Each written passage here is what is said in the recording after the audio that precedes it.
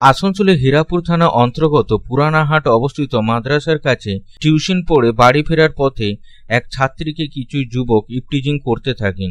ছাত্রীকে সঙ্গে নিয়ে বাড়ি নিয়ে যাওয়া এক ছাত্রকে ওই যুবকেরা মারধর করে, কারণ ওই ছাত্র ইপটিজিং এর বিরোধিতা করতে থাকে। মারধরে আহত ওই ছাত্র হীরাপুর থানায় পরিবারের সাথে পৌঁছায় এবং ঘটনা সম্বন্ধে বিস্তৃত জানকারি পুলিশকে দেয়। ঘটনা সম্বন্ধে কলেজ ছাত্র জ্যোতিব্রত বোস জানান, লাইব্রেরি থেকে টিউশন পড়ে বান্ধবীর সঙ্গে যাচ্ছিলাম। রাস্তা দিয়ে আসার সময় গলির সামনে 4 যুবক মোটরসাইকেল নিয়ে বসেছিল। প্রথমে ওই যুবকেরা আমাদের ইপটিজিং করে, তারপর রহমতনগর ব্রিজের সামনে ধাক্কা দেওয়া হয়। ধাক্কা দেওয়ার পর ওই যুবকদের বিরুদ্ধে বাজে মন্তব্য করা হয়।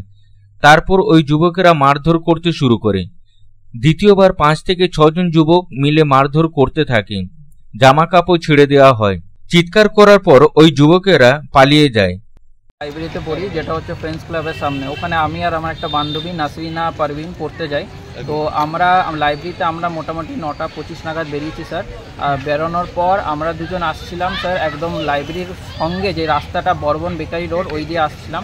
ওই রোডটা আসার পর একটা সাইডে একটা ছোট গলি পড়ে স্যার, ওই গলিটা দিয়ে যাচ্ছিলাম।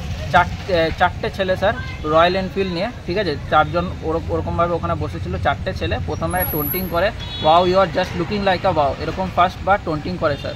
সেকেন্ড টাইম আমি যখন রহমতনগর ব্রিজের সামনে, তখন আমাকে হালকা এরকম হাত দিয়ে ধাক্কা মেরে বলে wow you just looking like a wow. তখন আমি একটা স্যার ওদের উপর স্ল্যাং ল্যাঙ্গুয়েজ ইউজ করি।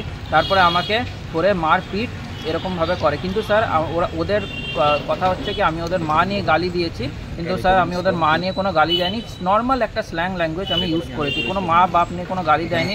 ওরা আমাকে 3-4 বার পর মারার পরে স্যার सेकेंड टाइम আমি ওকে বলি কি तुम लोग औकात है, तुम लोग इधर रुक जाओ, हम अभी लड़का बुला रहे। তখন আমাকে আরেকবার মারতে আসে। সেকেন্ড টাইম আমার উপর অ্যাটাক করে। আরও 1-2 জনকে বলিয়ে মানে অলমোস্ট 5-6 জন মিলে সেকেন্ড টাইম আমাকে মারে স্যার। আর মেরে এরকম অবস্থা আমার হয়েছে স্যার। এই নিয়ে থানায় অভিযোগ জানানো হয়। পুলিশ ঘটনা তদন্ত শুরু করেছে। আসানসোল থেকে সন্তোষ মণ্ডলের রিপোর্ট, পাবলিক টাইমস।